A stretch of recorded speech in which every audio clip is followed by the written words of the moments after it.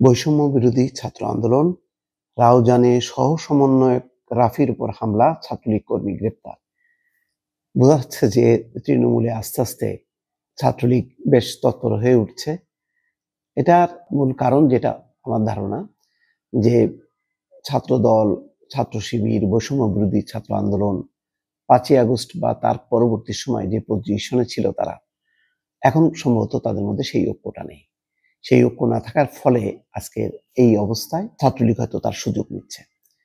চট্টগ্রামের রাউজানে বৈষম্য বিরোধী ছাত্র আন্দোলনের কেন্দ্রীয় সহ সমন্বয়ক খান তালাত মাহমুদ রাফি এবং তার সহযোগীদের উপর হামলার অভিযোগে নিষিদ্ধ ঘোষিত ছাত্র সংগঠন ছাত্রলীগের এক কর্মীকে গ্রেপ্তার করেছে পুলিশ। আব্দুল্লাহ আল হামিম নামের ওই ছাত্রলীগ কর্মীকে গতকাল সোমবার রাতে গ্রেপ্তার করে পুলিশ। আজ মঙ্গলবার তাকে আদালতের মাধ্যমে কারাগারে পাঠানো হয়।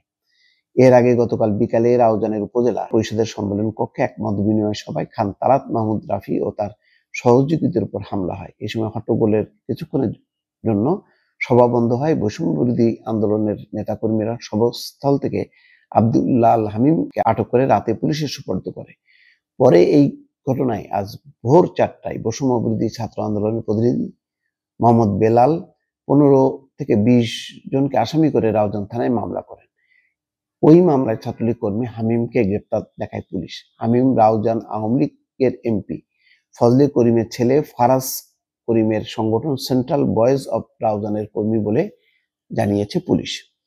সভায় অংশ নেওয়া বৈষম্য বিরোধী ছাত্র আন্দোলনের কয়েকজন কর্মীর সঙ্গে কথা বলে জানা যায়, সোমবার উপজেলা পরিষদ সম্মেলন কক্ষে রাউজান বৈষম্য বিরোধী ছাত্র আন্দোলন আয়োজিত এই মত বিনিময় সভায় যোগ দেন খান তালাত মাহমুদ রাফি, রাসেল আহমেদ সহ সংগঠনের কয়েকজন নারী কর্মী।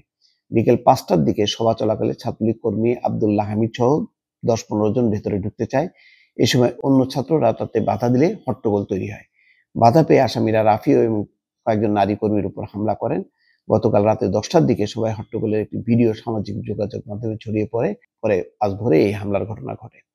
মামলার এজাহারে বলা হয়, আসামিরা জোর করে সবাই ঢুকতে চাইলে ছাত্ররা বাধা দেয়। পরে তারা হামলা চালিয়ে রাফি সহ নারী কর্মী এবং অন্য কয়েকজনকে আহত করে। যাই হোক, বোঝা যাচ্ছে যে একটা গোলমেলে একটা পরিস্থিতি, সেখানে এখনো শক্তিমত্তার চলছে।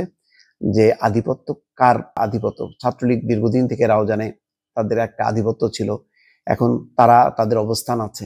এখন বৈষম্য বিরোধী ছাত্র আন্দোলন, সেখানে প্রশাসনের সাথে তারা পরিস্থিতি ওই এলাকার নিয়ন্ত্রণ নেওয়ার চেষ্টা করছে। এটা সম্ভবত ছাত্রলীগ সহ্য করেনি, না করার কারণে তারা এই হামলার ঘটনা ঘটিয়েছে। দর্শক ভালো থাকবেন, আল্লাহ হাফিজ।